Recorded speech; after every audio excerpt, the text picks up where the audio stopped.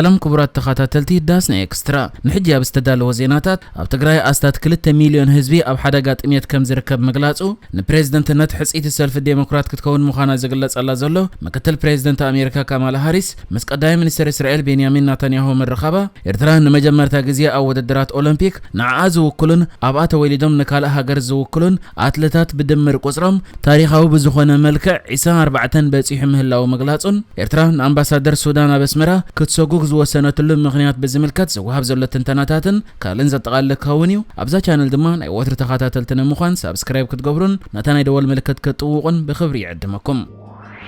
نايلوم عمت وددرات أولمبيك أبرز كتما فرنسا باريس بعلي مجارجو أبز قمت طلع أوان إيرترا نمجمرت أوانا بتاريخه أبتو وددر الشمامس أستات إسان 4 أتلتات تتحيزو كل علم مخانة قليزو إذا زخونا لزولو دما إيرترا نعا وكيلوم أبتو وددر الساتفو أتلتات 14 كخونن كلو إيرترا توليدوم عبيوم جنك أبسدت نايكالوت هاجرات زيغنت حيزوم نزلوون هاجرات زوكلو 10 إيرتراوين أتلتات أو وددر أولمبيك باريس كساتفو مخانم علاو كوينو بمهلاويو كساب حجب زول حبريتا خا بزتفلاليه مخنيات كاب ايرترا دحر موصኦም اب سترفولن هاجرات عقبه بمحتات عوتات سبورتنياتات زخونو 10 ايرتراوያን اتلتات نتن زنبرولن ወይ ድማ ዜግነት ዝወሰዱለን ሃገራት በመወካል ኣብዚ ሎሚ ዝኽፈት ውድድራት ኦሎምፒክስ ፓሪስ 2024 ክሳተፉ እዮም እዞም ናይ ካለ ሃገር ተደራቢ ዜግነት ዘለዎም ኣብ ውድድር ኦሎምፒክ ዘሳተፎም ሚኒማ ዘምጹ ክልተ ደቂ ኣንስትዮ ዝርከብኦም 10 አትሌታት ኣብ ናይ 5000 ሜትሮን 10,000 مترون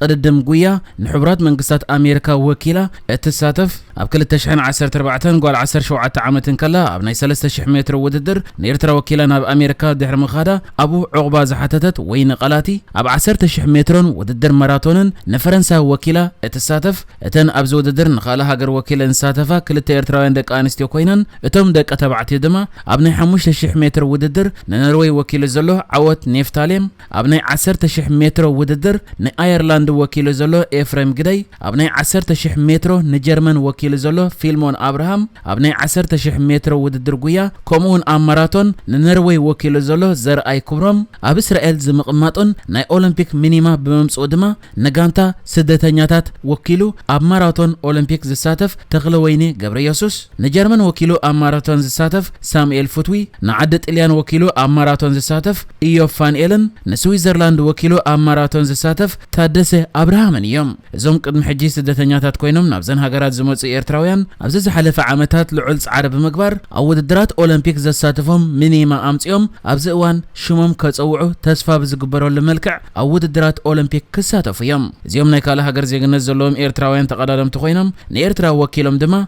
4 دق انستيو زركبهم 14 سبورتنياتات او وددر اولمبيك باريس كساتفو يوم كابزوم 14 اتلتات حدا اتياب زحلف قرب اوان اب تور دو فرانس تاريخاو عوت بمزغاب ناي مجمرتا قطليا ماليا زتعوته صليم افريقاو زخونه بينيام غرماي يركبم ايرترا بزكاب 26 حمله كساب 11 نحاسه اب كتما باريس السلاسل مبل 33 وددر صوتا اولمبيكس زساتفو 14 تقدادمتا اتم 10 اب وددر غويا كساتفو خوينم اتم كلته اب وددر محنباس اتم كلته دما اب وددر قدم بشكلته ام كساتفو ابزي مبل 33 وددر صوتات اولمبيك 2024 باريس نيرترا وكيلهم كومدما نزنبرولن هاجرات وكيلهم نساتفو 4 اتلتات عوتن من يلم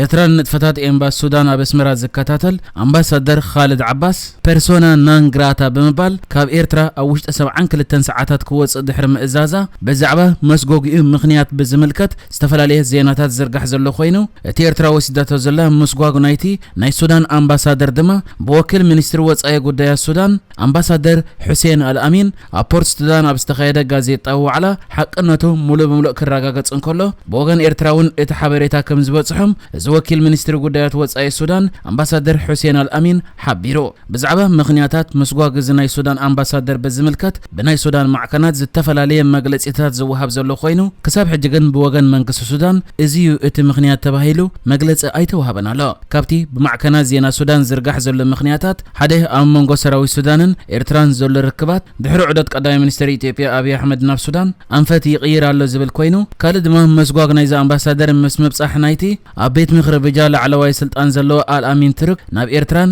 ምርኻቦ ምስ ፕሬዝደንት ኢሳያስን አተሓሒዞም ኣለው ሓንቲ ሱዳን 24 እትበሃል ማዕከን ብወገና ኤርትራ ንሱዳናውያን ስደተኛታት ብዘይ ዝኾነ ክፍሊት ናብታ ሃገር ከኣትው ፈቂዳን ከላ እቲ ኣምባሳደር ግን ብዝተፈላለየ መንገድታት ክፍሊት ከናዲ ስለ ዝተረኽበዩ ተሰጊጉ ዘሎ ዝብል ዜና እውን ዘርጊሓላ ኣብ ሓደ ሕዝቦል መልቀውም ዝበሃል ፖለቲካዊ ሰልፊ ሱዳን ላዕለዋይ ሓላፊ ዝኾነ ዶክተር ሰላሕ ጀላል ድማ ንሓንቲ ኣሸርቅ አልአውሰጥ እትበሃል ማዕከን ኣብ ዝሃቦ ሓበሬታ እቲ ኣምባሳደር ኤርትራ ብቀረባ ክትከታተሎ ኣብ ጽንሐት ዘየድሊ ስለያዊ ንጥፈታት ተዋፊሩን መሳርሕቲ ቆፂሩን ስለ ዝተረኽበይ ብምባል ኤርትራ እቲ ጉዳይ ምስ ሃገራዊ ድሕነታት ስለ ዝተሓዝ ክትሰጎ ከም ዝወሰነት ይገሊጹ እዚ ይኹን እምበር እዚ ዝወሃብ ዘሎ ትንታነታት ናይ ማዕከናትን ናይ ላዕለዎት ሓለፍቲ ፖለቲካውያን ሰልፍታትን ኮይኑ ብወገን መንግስቲ ሱዳንን ሰራዊት ሱዳንን ግን እቲ ኣምባሳደር ንምንታዩ ብወገን ኤርትራ ፐርሶና ናን ግራታ ተባሂሉ ክስጎግ ተወሲኑ ዝርዝር ሓበሬታ ኣይተዋሃበን ኣሎ